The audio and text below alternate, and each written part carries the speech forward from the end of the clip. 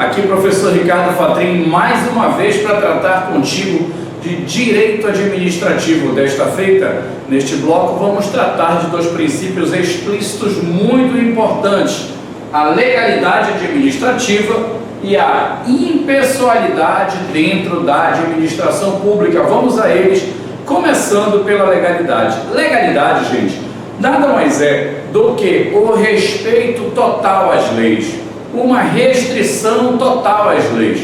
O servidor público tem um status diferente de um particular. Nós, como particulares, podemos fazer tudo o que, professor? Tudo aquilo que a lei não proibir. Nós, particulares, estamos vivendo no Estado Democrático de Direito, sob a égide do artigo 5º, inciso 2º da Constituição Federal. O que fala o artigo 5º, inciso 2º da Constituição Federal?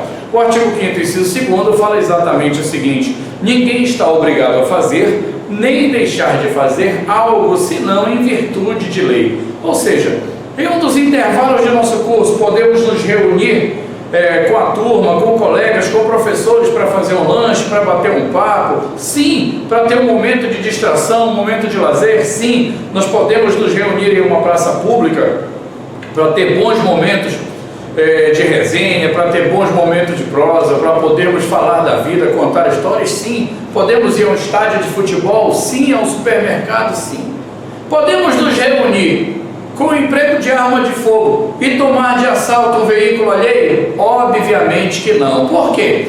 Tudo que nós podemos fazer, nós como particulares, é apenas tudo aquilo que a lei não proibir, visto que em tempo de paz ninguém está obrigado a fazer ou deixar de fazer algo, senão em virtude de lei. É o nosso direito de locomoção, é o nosso ir, o nosso vir, o nosso permanecer. Então, nós como particulares vivemos na égide da legalidade privada. Artigo 5º, inciso 2º de nossa Constituição Federal, e esta legalidade privada é denominada licitude, é uma legalidade de não proibição.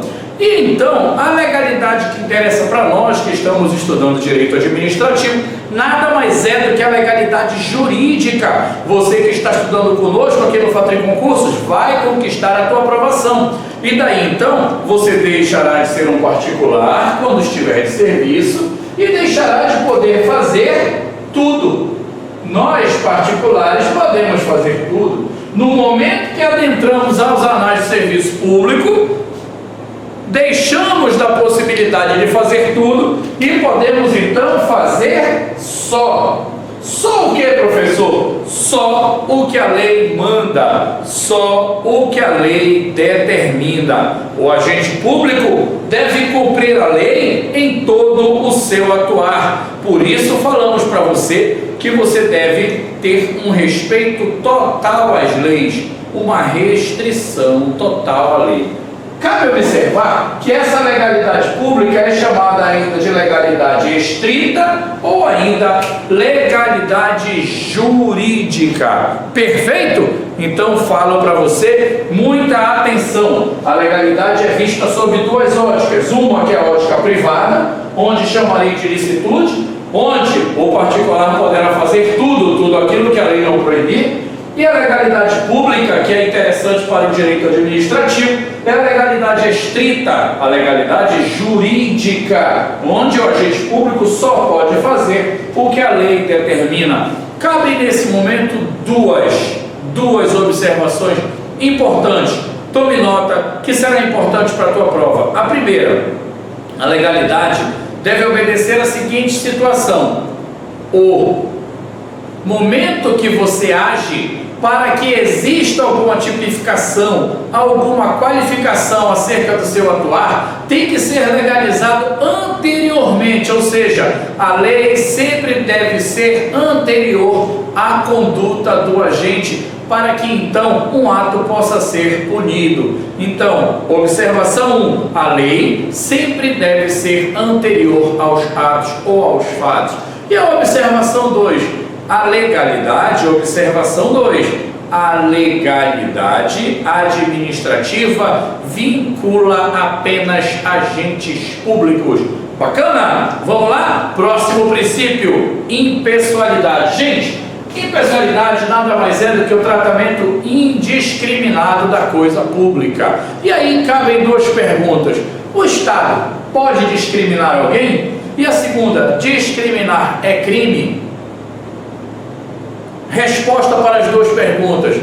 O Estado pode sim discriminar alguém, desde que seja de forma justificada. Não pode, em hipótese alguma, haver uma discriminação graciosa, uma discriminação injustificada, visto que discriminar não se configura em crime. Discriminar nada mais é do que você tratar alguém com diferença, que possa prejudicar ou possa privilegiar aquela pessoa. O Estado, em seu atuar, o tempo todo busca o equilíbrio da harmonia social.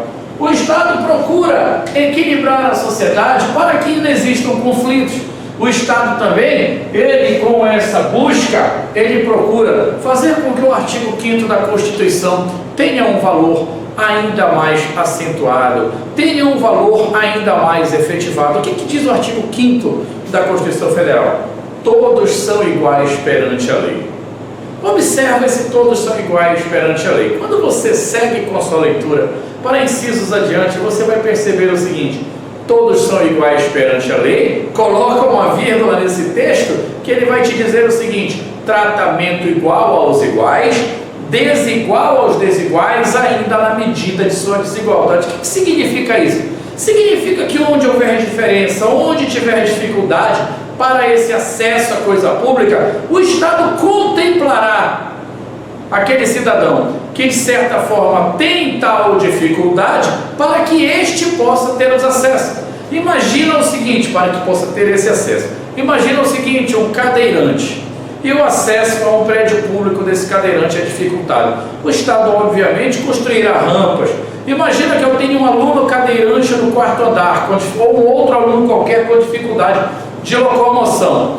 Se naquela escola não houver um elevador, se não houver rampas apropriadas para que esses alunos se locomovam até o 4º andar, 3º andar, onde quer que seja localizada a sua sala, obviamente que a decisão daquele dirigente será descer toda a turma para facilitar o acesso daquele que tem determinada dificuldade. A própria lei LDB, que é a lei 9394 de 96, salvo engano no seu artigo 2º, depois você pode checar, ela vai tratar de princípios. Tá? Um dos princípios está falando que deve existir por parte do Estado, uma garantia. Veja bem, que garantia é essa? Você acha que o Estado, para você estudou numa escola pública, assim como eu estudei, se você estudou numa escola pública, você vai perceber que a nossa escola pública ofertava a nós o livro didático, fardamento, merenda escolar. Você acha que é pura e simplesmente por nós sermos boas pessoas? Não, é porque existe uma imposição legal. O que diz a imposição legal? O Estado deve garantir o acesso e a permanência do educando na escola pública oficial. O acesso à matrícula gratuita.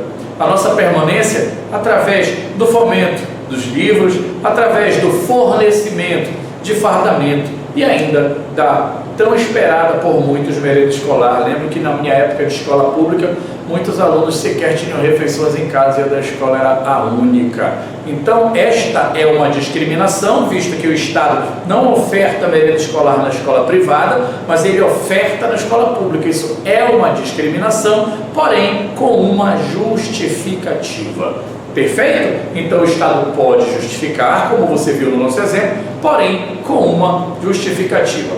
Outro momento importante a ser observado no princípio da impessoalidade se trata do artigo 37, parágrafo 1º da Constituição Federal. Esse artigo carrega consigo uma vedação. É vedado a um agente público colocar seu nome, imagem ou símbolos em placas de obras públicas, porque o princípio da publicidade ele vai se fundar na informação, na transparência, na educação. E o artigo 37 primeiro é bem claro: toda vez que houver o assento de nomes, imagens ou símbolos de agentes públicos, de agentes políticos em placas de obras públicas, ele estará ferindo, ele estará maculando o princípio da impessoalidade, Por conta de que ele não está buscando educação, mas estaria buscando, desta feita, o engrandecimento pessoal. Bacana? Mais um momento legal da impessoalidade. Para quê? Para você dar o tiro certo na sua prova, estudando o que eu faço em concurso, é o nepotismo. O nepotismo nada mais é do que o ato de nomear parentes de até terceiro grau para cargos públicos. Porém, a súmula 13 do STF,